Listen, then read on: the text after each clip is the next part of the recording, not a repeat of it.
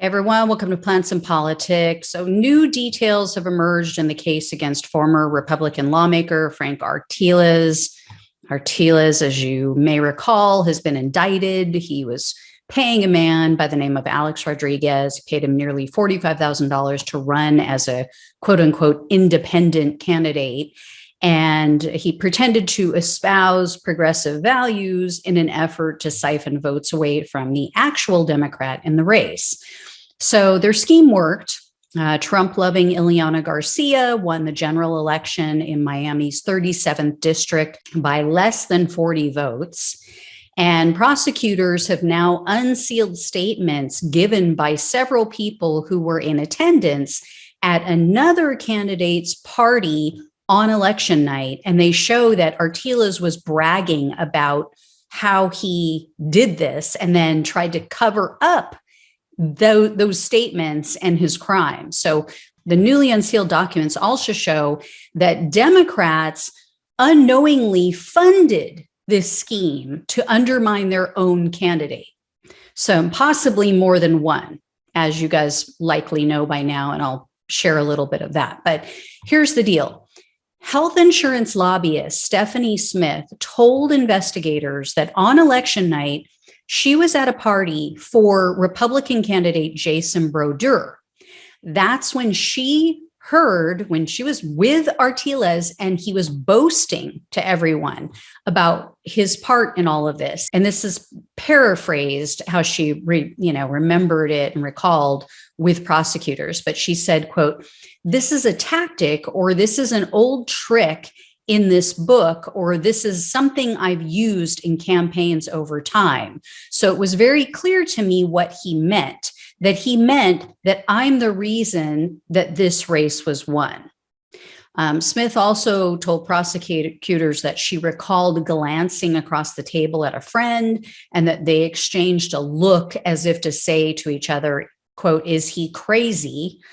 Smith went on to say, quote, "Why would he just say that out loud? And that crowd just kind of shakes its head because he's drinking and he's very cocky. He's proud, right? This race was tight. And right when he pointed, it was turning, right? It was becoming clear that Garcia was going to win. And I think he just couldn't help himself. He had to brag." So this is not the first time that we're hearing about Artiles bragging that night, but it is the first time that we've gotten the full details and statements from witnesses. And it's definitely the first time that we now know who made these allegations, who told the prosecutors that he was bragging that night. What we're also now finding out is that after that story broke, Smith says that Artiles called her and he demanded that she sign a document saying that he never did that he never boasted about anything involving this Miami election. In fact, Smith says that during the call, Artiles was hurling insults at her and he demanded to know if she was the source of the story. So when the prosecutors asked her if she felt threatened by Artiles, Smith said, quote, "A little, he's a bully. I was scared for sure, not scared like he was going to beat me up, but I just didn't want him ruining my name, my reputation." And then the prosecutors interviewed other people who attended the party, and they said that although they didn't actually recall hearing Artiles boast about anything, they also were contacted after that party and pressured to sign affidavits. So after the Miami Herald report was published, one man who was interviewed by prosecutors is a man named William Rodriguez. He's a consultant for a lobbying firm, and he actually described himself as a friend of Artiles. So he's not like out to get the guy. He's not an archenemy of him. He's a friend. This Rodriguez guy told the prosecutors that he personally didn't hear Artiles bragging that night, but he admitted that 1 month after that party, he got an email with an affidavit attached, and he told the prosecutors, quote, "When I saw the email, I literally looked at the email and I thought, Frank, why are you involving me? Why are you putting me in your messes?" Likewise, there was a woman named Lauren Gallo who was interviewed. She said that even though she wasn't even in the room where all of this allegedly took place, she too received an email with an affidavit attached.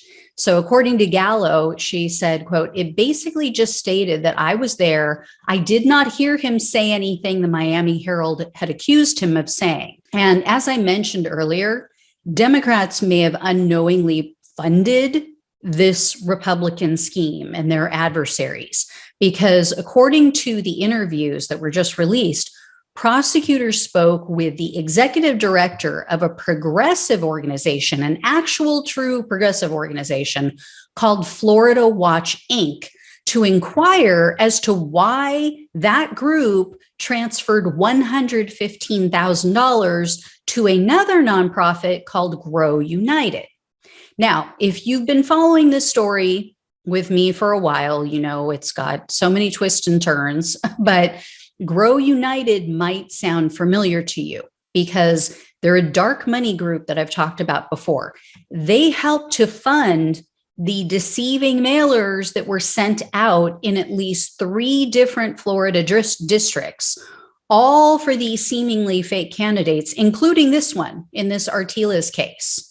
So when prosecutors spoke with Florida Watch's leader, it's a guy named Josh Weierbach, he said to them that his organization had basically maxed out their donations through all other avenues. They didn't know, they wanted to support the Democrats in these races, but they didn't know what to do. They didn't know how, to legally get them more money. So they reached out, and there's this longtime Democratic fundraiser, a guy named Dan Newman. This Newman guy suggested that they funnel additional money to Grow United, because Grow United was supposedly sending this money for Democrats. It was sending it in to help with progressives.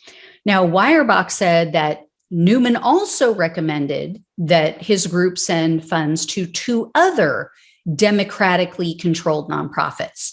However, those 2 groups also gave more than $722,000 to Grow United in this last election cycle. And Newman just appears to be blindsided by the true intentions of Grow United. The Orlando Sentinel reached out and they spoke with him in September when some of this began to leak out. And he said, quote, "Only through news articles that have come out since the 2020 election did I learn other donors were also working with Grow United to support sham candidates." And as you guys may recall, Grow United didn't use that money directly. They didn't just cut checks from Grow United.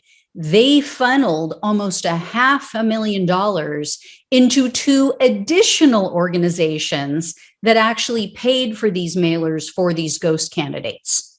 I mean, think about that. Think about how many hands these funds pass through, right? It went from, 1, 2, 3, like 4 off the top of my head that I'm counting right now, maybe even more. Different organizations that this money passed through before ultimately being used for nefarious purposes. This is exactly why we need to get money out of politics, why we need to get the Supreme Court to overturn Citizens United. Why that's not on the Democrats' agenda, I don't know. It's far too easy for anyone with ill intentions, even foreigners, even foreign nationals, foreign governments, to use their money to influence our leaders. And we have little to no way of knowing exactly where it's coming from without a major investigation like this. This should terrify everyone, not just people on the left. Because if it's happening in this direction, I guarantee it's happening on the other side. I guarantee that people are donating to Democrats without people on the right knowing where their money is actually going and who else is funneling money into our elections that they have no idea about.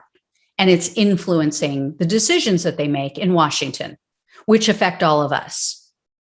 So this is some scary stuff, guys, that, it gets this convoluted, and it takes something so in our face obvious, like this guy paying a candidate to pretend to be a Democrat and getting caught, for it to unravel.